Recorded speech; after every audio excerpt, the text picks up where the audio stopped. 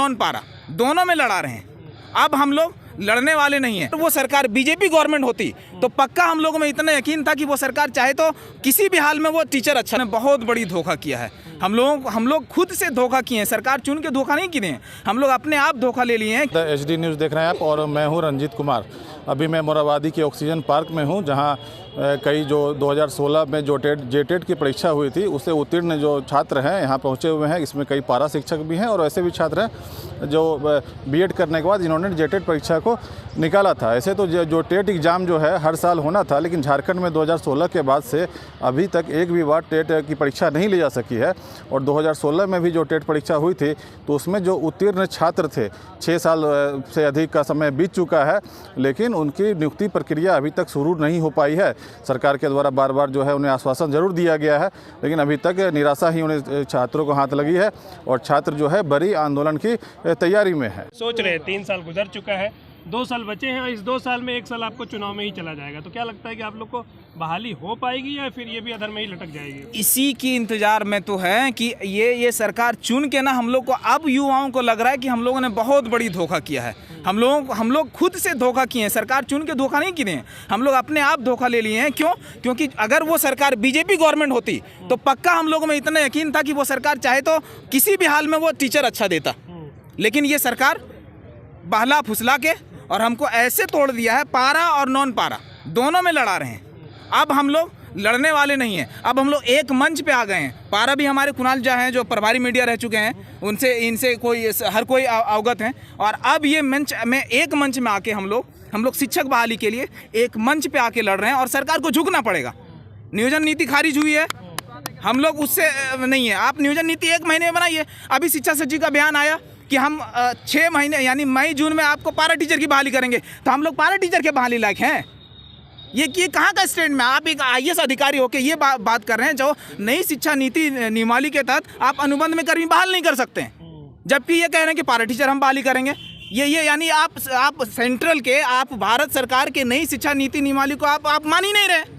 ये कितना बड़ा चैलेंज है। लेकिन जिस विभाग के आप जिस शिक्षा मंत्री की बात कर रहे हो, शिक्षा मंत्री का एक बयान पिछले दिनों सुर्खियों में था, चाहे वो कांग्रेस हो चाहे JMM हो, कि हम जैसे ही हमारी सरकार बनेगी 3 महीने के अंदर हम अपनी सहायक शिक्षक की बहाली करेंगे।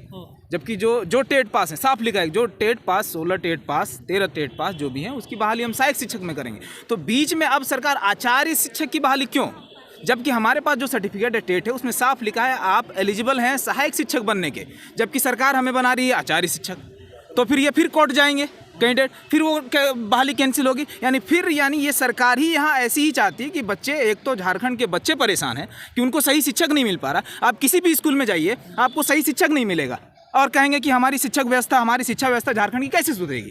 तो कैसे सुधरेगी? शिक्षक आप देंगे सही, तभी आप दे रहे हैं कि कम वेतन में फिर से एक और पारा टीचर तो है ही, एक नया जो शिक्षक का दर्जा है उसको एक और गिरा के, यानी एक ही स्कूल में आप 3-4 कैटेगरी के शिक्षक रखेंगे तो आप मतभेद वहाँ करवा रहे हैं। आप टीचर में ही मतभेद करवा रहे हैं, ना कि आपको एक जो टीचर को लाके और बच्चों को कैसे शिक्षा दे अच्छी से अच्छी क्वालिटी, झारखंड के बच्चों को, एक झारखंडी सरकार झारखंड के बच्चों को कैसे शिक्षा दे, इसकी सोच किसी में नहीं है। ना मंत्री में, ना हमारे अधिकारियों में है, IAS अधिकारियों में जो हमारे बैठे हुए कुर्सियों पे बदल वक्त होता है। एक हुआ आया आपको 10 से 15 दिन में शिक्षा सचिव ही चेंज कर देंगे, फिर उनको नया नियमावली समझाओ, फिर वही हम लोग जाते हैं। एक बार राहुल शर्मा थे, वो सारी नियमावली से समझे थे कि नहीं हम बहाली करेंगे इसी बहाली से। अगर हम सरकार हमें 1 महीना रहने दिया तो 1 महीना क्या 10 दिन में बदल दिया शिक्षा सचिव को। आप लोग जो है इससे पहले भी धरना प्रदर्शन कर चुके हैं, पिछली बार भी आपको मंत्री के आश्वासन पे आप लोग जो है उस आधार स्तंभ को आप 5th ग्रेड का पे दे रहे हैं। कहाँ सरकार आपको बोला है क्या? विधि विभाग आपको बोला है क्या कि पैसा सरकार के पास नहीं है? विधि विभाग से जब आपका कोई चीज़ लौटा नहीं है, कोई सलाह दिया नहीं है विधि विभाग, आप विधि विभाग जाने से पूर्व भी आप कैसे जान जाते हैं कि सरकार के पास पैसा नहीं है? तो मेरा मानना है इन समस्या को देखते हुए आज हम लोगों का देख लीजिए 7 साल से 6 साल से एक बार भी नियुक्ति का मौका नहीं दिया। 2001 ही नियमावली के तहत 2013 में जो टेट पास किए थे उनको अधिकतम काउंसलिंग की संख्या 13 बार, 16 में जो पास किए उसकी एक बार भी मौका नहीं मिला। आज तक हम लोग कह रहे हैं, हाथ जोड़ते आ रहे हैं। आप लोग अभी पूछे थे कि शिक्षा मंत्री के पास नहीं जाते, कौन सप्ताह नहीं जाते हैं?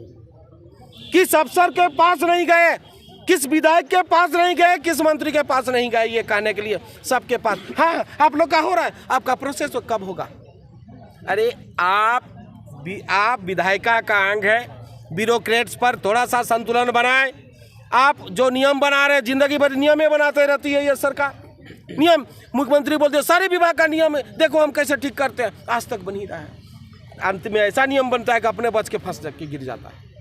यही है नियोजन नीति भैया।